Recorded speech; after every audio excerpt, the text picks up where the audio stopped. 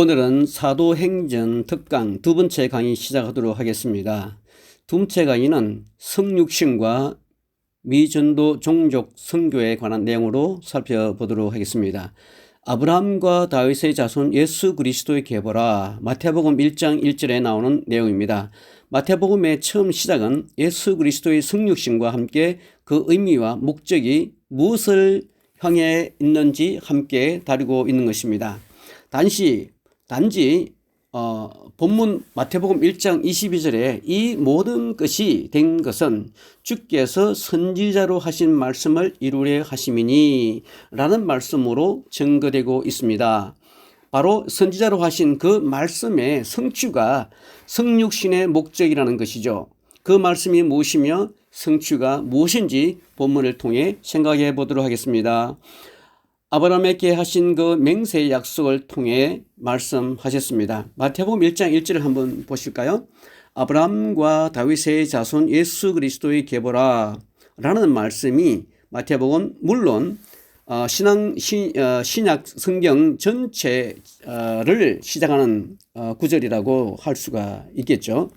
아브라함과 다윗의 자손으로 오셨다는 말을 하고 있어요. 그런데 그분이 바로 예수님이라는 것입니다. 하나님이 구약시대에 두 사람에게 그 자손에 대해서 맹세로 약속을 주셨는데 그 두 사람이 바로 아브라함과 다윗입니다. 첫 번째 마태복음 22장 18절 말씀을 보시면 내 씨로 말미암아 천하 만민이 복을 얻으시리라. 여기서 그 C는 제라라고 합니다. 제라, 히브리어 제라가 단수로 되어 있습니다. 실제로 갈라디아서 3장 16절 말씀을 한번 보시면 여럿을 가리켜 자손들, 이것은 복수죠. 스페르마신이라고 하는 그리스 말이고요. 그 다음에 하지 아니하시고 그 자손들이라 하지 아니하시고 오직 한 사람을 가리켜, 한 사람이니까 단수가 되겠죠. 한 사람을 가리켜 내 자손, 스페르마티라고 하는 단수를 사용했죠. 그러니까 여기서 말한 그 단수는 바로 누구겠습니까? 이처럼 성경은 이미 아브라함의 자손 가운데 한 분을 지목하고 있습니다. 그래서 그 한 분이 오시면 누가 복을 받습니까? 바로 이스라엘 12지파만 복을 받는 것이 아니라 all nation on earth, 모든 민족, 이 지구상에 있는 모든 민족이 복을 받게 되는 것이죠. 예수님은 이 미전도 종족을 위해 오신다는 것입니다. 그래서 이스라엘 사람들이 그분이 언제 오시나 기다리고 있었는데 신약 성경을 시작하면서 첫 마디가 아브라함의 자손이 오셨다.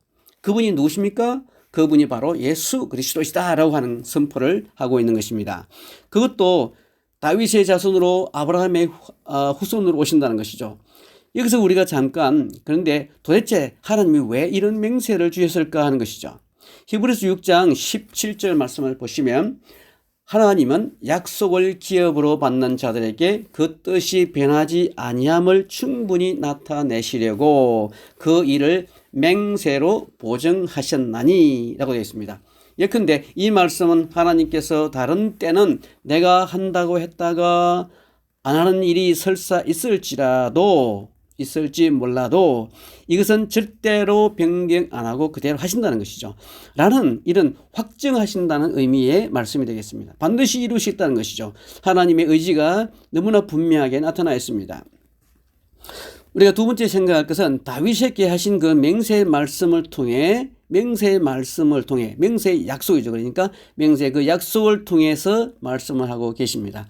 하나님의 맹세 약속을 받은 사람은 바로 다윗입니다. 다윗에게도 맹세로 약속을 주시는데 시편 89장 3, 4절에 보면 주께서 이르시되 나는 내가 택한 자와 언약을 맺으며 내 종 다윗에게 맹세하기를, 그 맹세의 내용이 무엇이냐면 내가 내 자손을 영원히 견고히 하며 내 왕위를 대대에 세우리라 라고 하는 것이 맹세의 내용이 되겠습니다.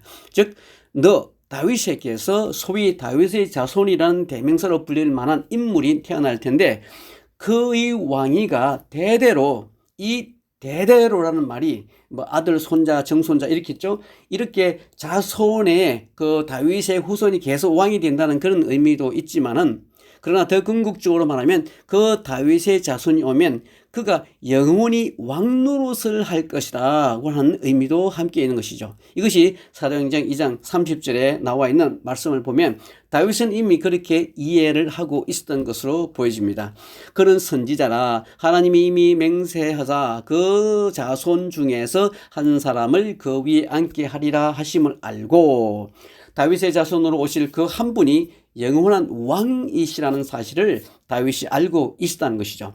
그리고 구약 성경의 그 곳곳에 여러 구절들을 통해서 보면 평화의 왕이고 의의 왕, 그리고 그는 모든 나라와 족속과 백성과 방언을 다 함께 통치할 왕이라는 예언의 말씀이 계속 나오고 있죠.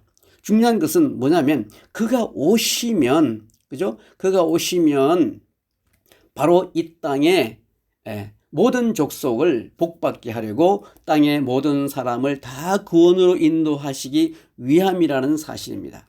단순히 이스라엘 자손 유대인들만이 아니라 이 땅의 모든 족속을 위해 오신다는 것이죠. 한 족속도 소외됨이 없이 있어서는 안 되겠죠. 그러나 그 사실을 모든 족속이 다 알아야 한다는 것입니다. 그래서 우리가 전도를 하는 것이죠. 그래서 각 나라로 선교사를 파송하는 것이죠. 자, 세 번째 문제는 예수님의 족보를 통해서 말씀하고 있습니다. 모든 나라와 열방을 위한 왕이심을 더욱 뒷받침해 주는 것이 바로 본문 마태복음 1장 1절의 족보 속에 나와 있는데 그 족보 속에 보면 여자 이름이 나옵니다. 원래 여자들은 이스라엘에서 숫자에도 포함시키지 않았어요. 그런데 이 네 명의 여인들은 또 그냥 평범한 사람들이 아닙니다. 다말, 룻, 라합, 바세바 이 이방 여인들은 다 이방 사람들이요. 이스라엘 민족도 아니에요. 이런 사람들이 예수님의 족보에 왜 들어갔을까 하는 것입니다. 언뜻 보면 다들 부정한 여인들 같은데 어찌 예수님의 족보에 들어간 것일까? 정말로 의아합니다. 숨기고 싶은 이 여인들의 역사들을 그대로 숨김없이 예수님의 족보에 기록했죠. 다 이방인들이라는 거죠. 이방인들이라도 뭐 그냥 평범한 이방들이 아니고 다 그냥 사회에서 천대받는 사람들 아닙니까? 바세바는 아이도벨의 손녀죠. 그러니까 이방 여인이에요.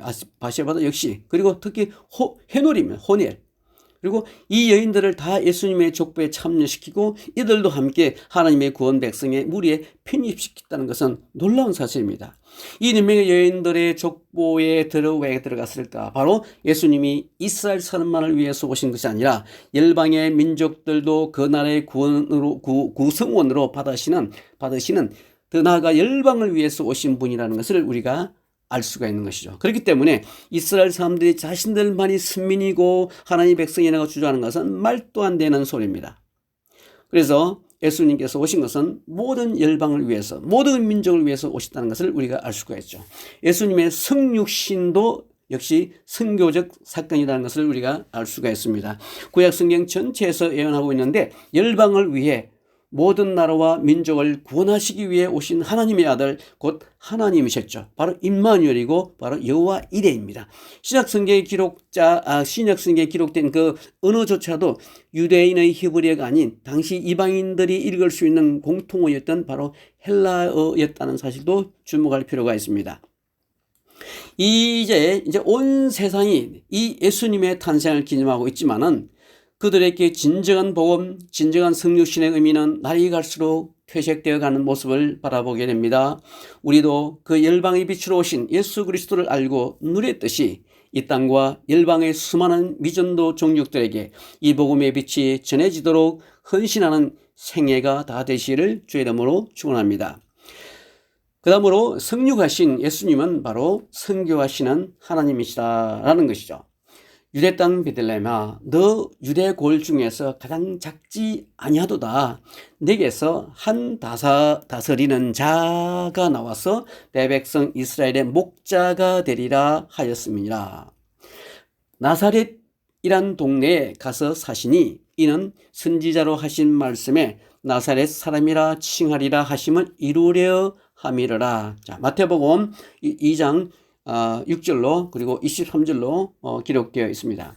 그리고 3장 6절에 보시면 모든 육체가 하나님의 구원을 보리라 함과 같으리라고 기록되어 있습니다. 자, 우리 시대에 가장 널리 알려진 그 선교의 어떤 교과서라고 할 수 있는 미션 퍼스펙티브가 있습니다. 그 책의 이제 1과 제목이 뭐냐면 살아계신 하나님은 선교하는 하나님이시다라고 하는 제목이죠. 예, 하나님은 바로 하나님 자신이 선교를 하고 계시다. 예수님도 자신이 선교사인 것을 말씀하고 있는 것이죠.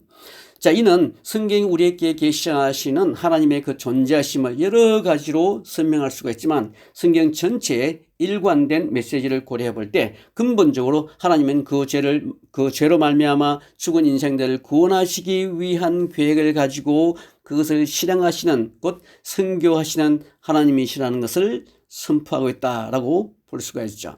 같은 맥락에서 우리가 성경을 통해 하나님의 독생자요 그 근본 자체가 동일하신 하나님이심을 믿음으로 고백하는 우리 주 예수 그리스도께서는 어땠을겠습니까? 당연히 동일하신 하나님이심으로 예수 그리스도께서도 역시 선교하시는 하나님이시라는 것을 우리가 알 수가 있죠. 그래서 오늘 살펴볼 우리가 예수 그리스도의 탄생과 그 성장에 관한 성경 말씀을 통해서 우리는 바로 예수님의 열방을 구원하시기 위해 오신 곧 선교하시기 위해 오신 예수 그리스도이심을 우리가 확인할 수가 있는 것입니다. 우리가 일반적으로 예수님의 탄생이라고 말하지만 사실 예수님은 단순히 태어나신 것이 아니고 하나님께서 목적을 가지고 이 땅에 인간의 모습으로 오신 것이기 때문에 신학적으로 보면 우리가 강생이라든지 혹은 성육신, 인카네이션이라고 하는 것이죠. 자, 우리가 예수님의 탄생 시점을 한번 살펴볼까요?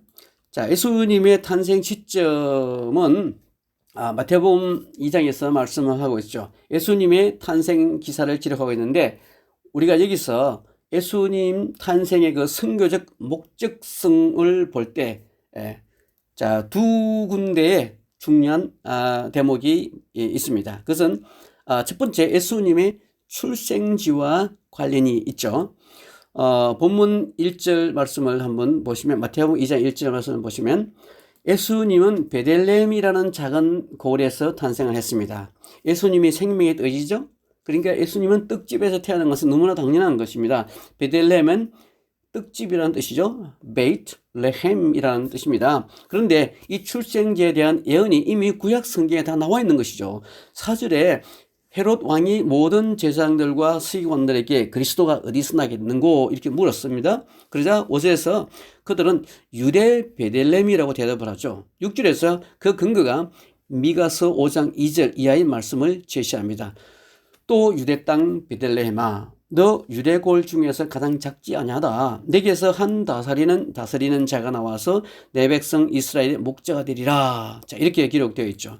하나님께서 이미 미가 선지자를 통해서 이미 다윗의 고향이었던 베들레헴을 지목하시면서 그곳에서 그리스도 즉 메시아의 나심을 예언케 하셨던 것이죠.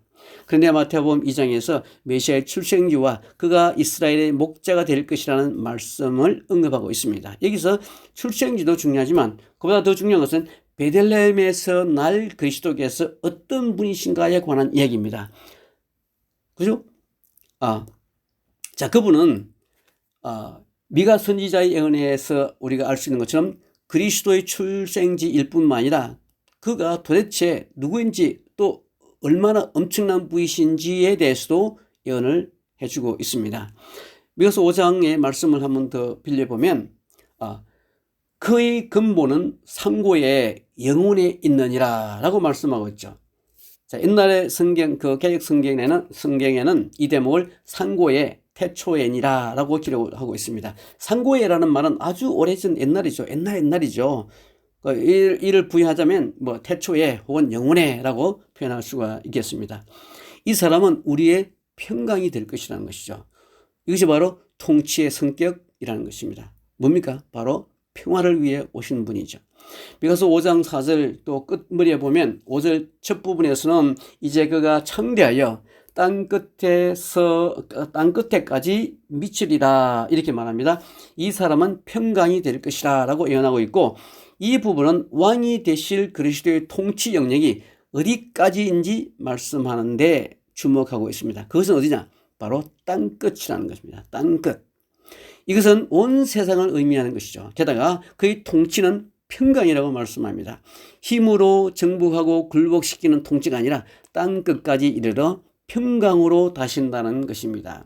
우리가 아는 바 바로 하나님이신 예수 그리스도라는 것을 알 수가 있죠. 만약 헤롯이 이 같은 그리스도의 근본과 그 통치에 대한 이야기까지 제대로 다 들었더라면 어쩌면 그 수많은 어린 생명들을 헤롯의 그 정말로 잔인하고 무도한 그렇게 희생당하지 않았을지도 모르겠습니다. 그래서 성경은 알되 전체의 맥락에서 제대로 알아야 되는 것이죠. 미가 선지자는 그리스도로 오신 예수님이 열방과 세계를 평강으로 회복시키고 다스릴 왕이라고 예언을 했습니다. 그것이 역사의 진실이고 또 예언의 실체였습니다. 결국 이 예언은 역시 예수 그리스도의 오심이 열방을 향한 선교의 목적 때문이라고 말씀하고 있는 것을 우리가 볼 수가 있죠. 자, 우리가 다음은 예수님의 그 출생을 축하한 사람들에 관해서 한번 살펴보겠습니다. 마태복음 2장에서는 우리가 잘 아는 동방 박사들이 등장을 합니다. 정확하게 1절에 동방으로부터 박사들이라고 기록되어 있는데 이들은 유대 땅으로부터 동쪽 일반적으로 바빌론이 아닌 아라비아로 추정되는 지역에서 온 별을 연구하는 점성가들이었을 것이라고 우리가 추정을 해볼 수가 있습니다. 자, 이방인인 그들에게 예수 그리스도의 탄생을 알리는 별이 보였고 그들은 그 별의 주인공 유대인의 왕으로 나신 이에게 경배하러 온 것입니다. 자, 그러나 이들이 그 시절에 그 먼 곳에서부터 기이한 별 하나만 보고 메시아의 탄생을 축하하기 위해 오지는 않았을 것이라는 짐작을 해보게 됩니다. 마태복음 2장 2절에 그들이 유대인의 왕으로 나신 이가 라는 말을 하고 있습니다. 도대체 그들은 유대인의 왕이라는 사실을 어떻게 알았을까 하는 것이죠. 그들은 기이한 별을 연구하는 과정에서 성경에 기록된 이 메시아 예언에 대해서 알게 되었고 유대인의 왕이 장차 자신과 같은 이방인들을 포함한 온 열방을 구원하실 것임을 알게 되었을 것으로 짐작을 해봅니다. 그런 의미에서 그들은 단순히 타국 왕의 탄생을 축하하는 외교 사실이 아니죠. 모든 나라 열방의 왕으로 오신 그리스도 궁극적인 백성으로서의 그 왕에게 경배하기 위해 온 것이라는 사실을 우리가 짐작해 볼 수가 있습니다. 자, 그러면 그 양을 치는 사람들과 그 박사들은 어떤 사람들이었을까요? 누가복음 2장에는 당시는 아무도 몰랐지만은 특별한 계시를 통해서 예수 그리스도의 탄생을 알고 축하한 사람들이 또 있었는데 그들은 바로 목자들이죠. 그리고 목자들에게 주의 사자가 나타나 보라 내가 온 백성에게 미칠 큰 기쁨의 좋은 소식을 너희에게 전하노라 라고 누가복음 2장 8절에서 기록을 해주고 있습니다. 오늘 다윗의 동네에 너희를 위하여 구주가 나셨으니 곧 그리스도 주시니라. 누가복음 2장 10절 이하로 기록을 해주고 있습니다. 오늘은 사도행전 특강 두 번째 강의 시작하도록 하겠습니다. 두 번째 강의는 성육신과 미전도 종족 선교에 관한 내용으로 살펴보도록 하겠습니다. 아브라함과 다윗의 자손 예수 그리스도의 계보라 마태복음 1장 1절에 나오는 내용입니다. 마태복음의 처음 시작은 예수 그리스도의 성육신과 함께 그 의미와 목적이 무엇을 향해 있는지 함께 다루고 있는 것입니다. 단지 본문 마태복음 1장 22절에 이 모든 것이 된 것은 주께서 선지자로 하신 말씀을 이루려 하심이니 라는 말씀으로 증거되고 있습니다. 바로 선지자로 하신 그 말씀의 성취가 성육신의 목적이라는 것이죠. 그 말씀이 무엇이며 성취가 무엇인지 본문을 통해 생각해 보도록 하겠습니다. 아브라함에게 하신 그 맹세의 약속을 통해 말씀하셨습니다. 마태복음 1장 1절을 한번 보실까요? 아브라함과 다윗의 자손 예수 그리스도의 계보라 라는 말씀이 마태복음 물론 신약 성경 전체를 시작하는 구절이라고 할 수가 있겠죠. 아브라함과 다윗의 자손으로 오셨다는 말을 하고 있어요. 그런데 그분이 바로 예수님이라는 것입니다. 하나님이 구약 시대에 두 사람에게 그 자손에 대해서 맹세로 약속을 주셨는데 그 두 사람이 바로 아브라함과 다윗입니다. 첫 번째, 마태복음 22장 18절 말씀을 보시면 내 씨로 말미암아 천하 만민이 복을 얻으시리라. 여기서 그 C는 제라라고 합니다. 제라, 히브리어 제라가 단수로 되어 있습니다. 실제로 갈라디아서 3장 16절 말씀을 한번 보시면 여럿을 가리켜 자손들, 이것은 복수죠. 스페르마신이라고 하는 그리스 말이고요. 그 다음에 하지 아니하시고 그 자손들이라 하지 아니하시고 오직 한 사람을 가리켜, 한 사람이니까 단수가 되겠죠. 한 사람을 가리켜 내 자손, 스페르마티라고 하는 단수를 사용했죠. 그러니까 여기서 말한 그 단수는 바로 누구겠습니까? 이처럼 성경은 이미 아브라함의 자손 가운데 한 분을 지목하고 있습니다. 그래서 그 한 분이 오시면 누가 복을 받습니까? 바로 이스라엘 12지파만 복을 받는 것이 아니라 all nation on earth, 모든 민족, 이 지구상에 있는 모든 민족이 복을 받게 되는 것이죠. 예수님은 이 미전도 종족을 위해 오신다는 것입니다. 그래서 이스라엘 사람들이 그분이 언제 오시나 기다리고 있었는데 신약성경을 시작하면서 첫 마디가 아브라함의 자손이 오셨다. 그분이 누구십니까? 그분이 바로 예수 그리스도시다 라고 하는 선포를 하고 있는 것입니다. 그것도 다윗의 자손으로 아브라함의 후손으로 오신다는 것이죠. 여기서 우리가 잠깐, 그런데 도대체 하나님이 왜 이런 맹세를 주셨을까 하는 것이죠. 히브리서 6장 17절 말씀을 보시면 하나님은 약속을 기업으로 받는 자들에게 그 뜻이 변하지 아니함을 충분히 나타내시려고 그 일을 맹세로 보증하셨나니 라고 되어 있습니다. 예컨대 이 말씀은 하나님께서 다른 때는 내가 한다고 했다가 안 하는 일이 설사 있을지 몰라도 이것은 절대로 변경 안 하고 그대로 하신다는 것이죠. 라는 이런 확증하신다는 의미의 말씀이 되겠습니다. 반드시 이루시겠다는 것이죠. 하나님의 의지가 너무나 분명하게 나타나 있습니다. 우리가 두 번째 생각할 것은 다윗에게 하신 그 맹세의 말씀을 통해 맹세의 약속이죠. 그러니까 맹세의 그 약속을 통해서 말씀을 하고 계십니다.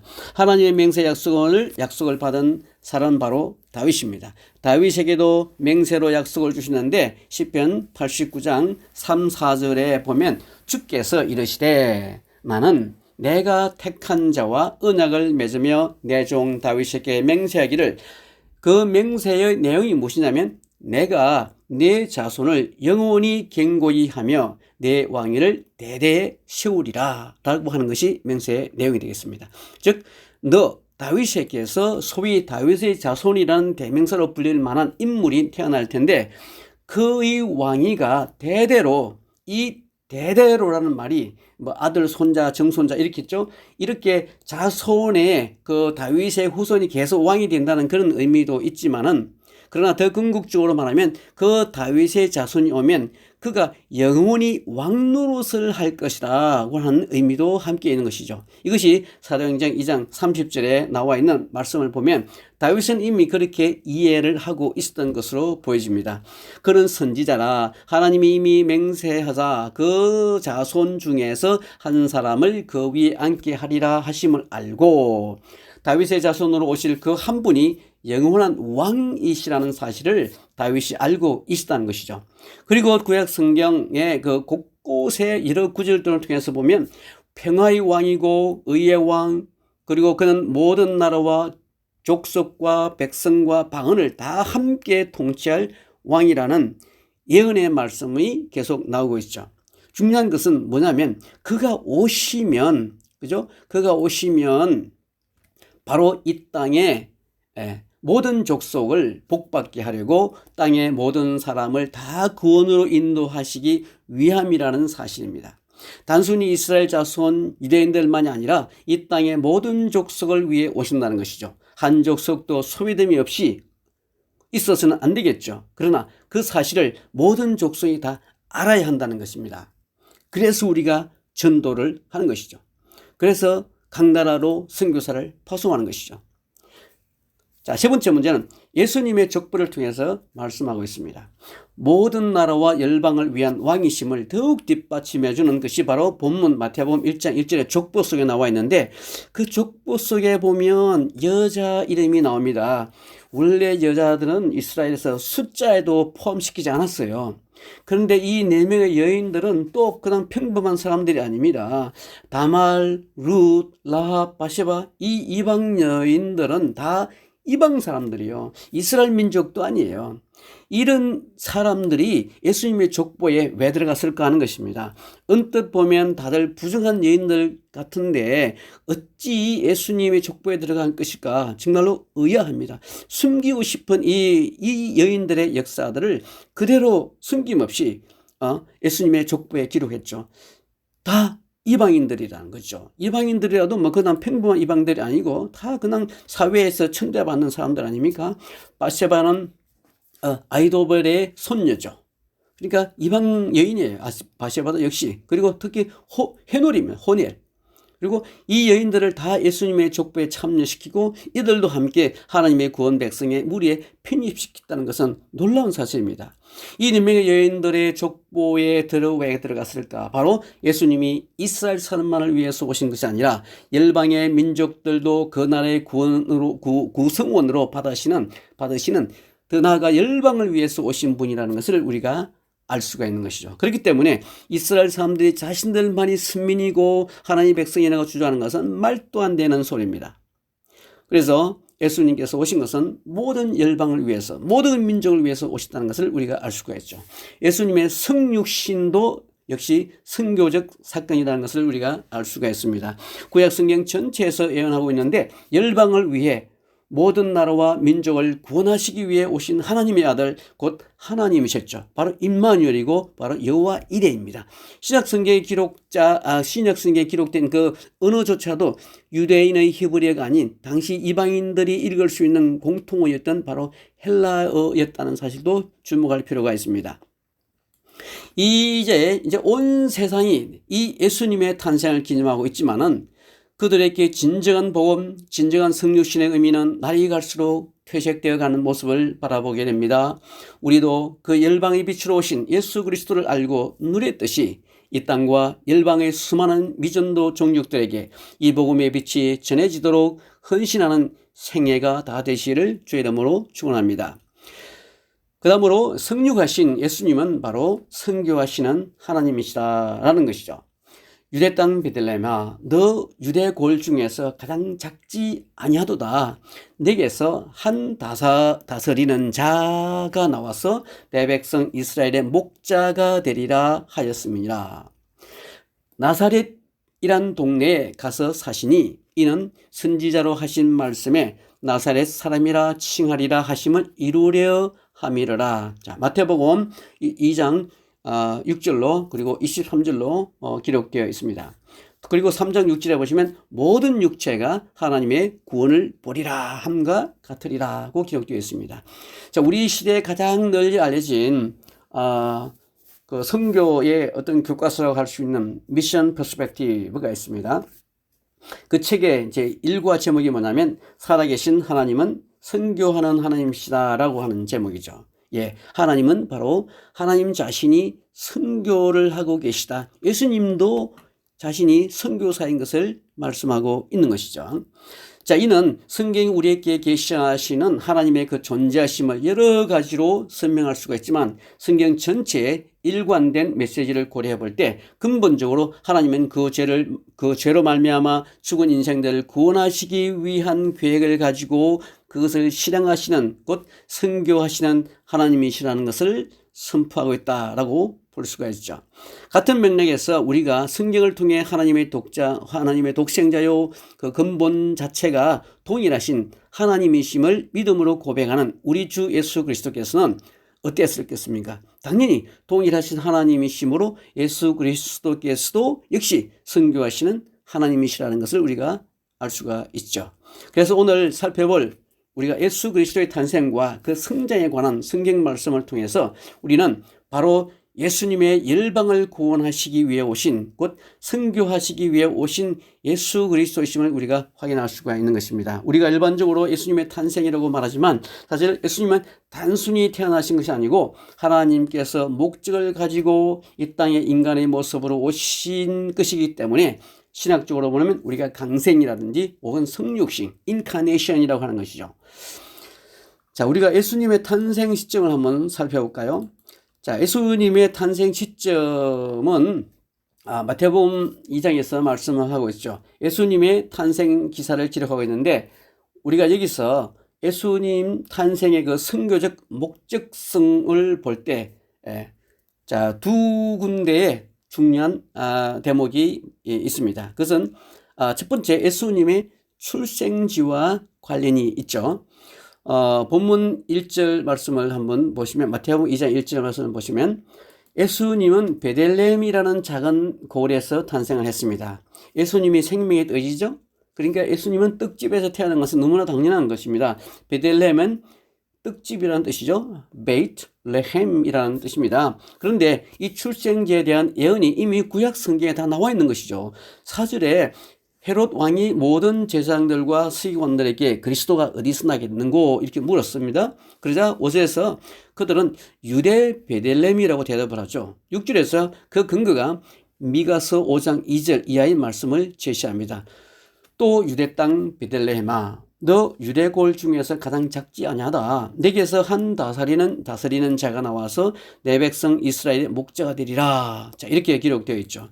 하나님께서 이미 미가 선지자를 통해서 이미 다윗의 고향이었던 베들레헴을 지목하시면서 그곳에서 그리스도 즉 메시아의 나심을 예언케 하셨던 것이죠. 그런데 마태복음 2장에서 메시아의 출생지와 그가 이스라엘의 목자가 될 것이라는 말씀을 언급하고 있습니다. 여기서 출생지도 중요하지만 그보다 더 중요한 것은 베들레헴에서 날 그리스도께서 어떤 분이신가에 관한 이야기입니다. 그죠? 자, 그분은 미가 선지자의 예언에서 우리가 알 수 있는 것처럼 그리스도의 출생지일 뿐만 아니라 그가 도대체 누구인지 또 얼마나 엄청난 분이신지에 대해서도 예언을 해주고 있습니다. 미가서 5장의 말씀을 한번 더 빌려보면 그의 근본은 상고의 영혼에 있느니라 라고 말씀하고 있죠. 자, 옛날에 그 개역 성경에는 이 대목을 상고의 태초에니라 라고 기록을 하고 있습니다. 상고에라는 말은 아주 오래전 옛날이죠. 옛날이죠. 이를 부여하자면 태초에 혹은 영혼에 라고 표현할 수가 있겠습니다. 이 사람은 우리의 평강이 될 것이라는 것이죠. 이것이 바로 통치의 성격이라는 것입니다. 뭡니까? 바로 평화를 위해 오신 분이죠. 미가서 5장 4절 또 끝머리에 보면 5절 첫 부분에서는 이제 그가 창대하여 땅 끝에까지 미치리라 이렇게 말합니다. 이 사람은 평강이 될 것이라 라고 예언하고 있고 이 부분은 왕이 되실 그리스도의 통치 영역이 어디까지인지 말씀하는데 주목하고 있습니다. 그것은 어디냐? 바로 땅 끝이라는 것입니다. 땅 끝. 이것은 온 세상을 의미하는 것이죠. 게다가 그의 통치는 평강이라고 말씀합니다. 힘으로 정복하고 굴복시키는 통치가 아니라 땅 끝까지 이르러 평강으로 다신다는 것입니다. 우리가 아는 바 바로 하나님이신 예수 그리스도라는 것을 알 수가 있죠.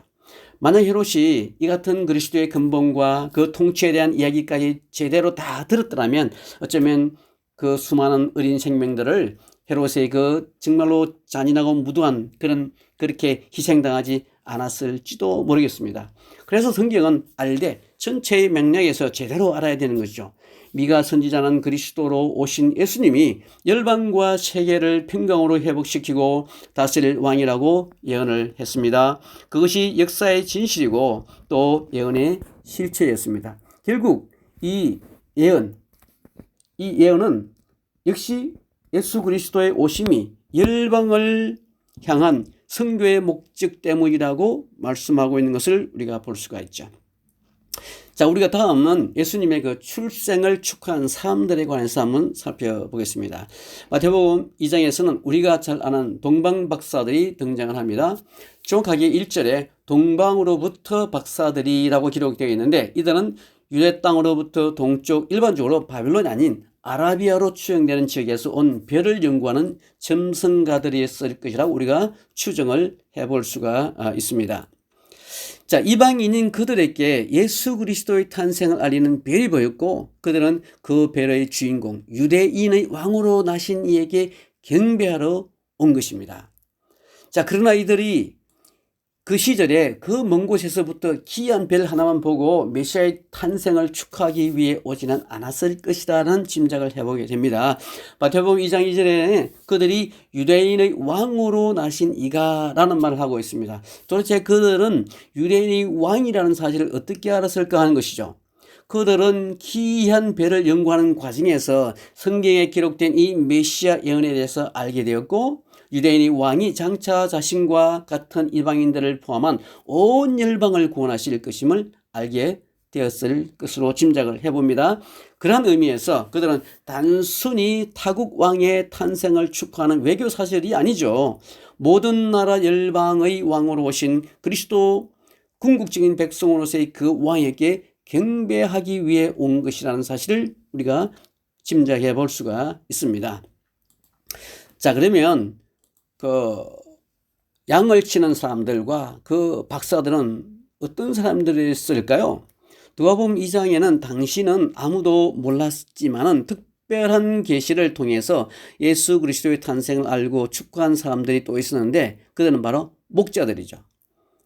그리고 목자들에게 주의 사자가 나타나 보라 내가 온 백성에게 미칠 큰 기쁨의 좋은 소식을 너희에게 전하노라 라고 누가복음 2장 8절에서 기록을 해주고 있습니다. 오늘 다윗의 동네에 너희를 위하여 구주가 나셨으니 곧 그리스도 주시니라. 누가복음 2장 10절 이하로 기록을 해주고 있습니다.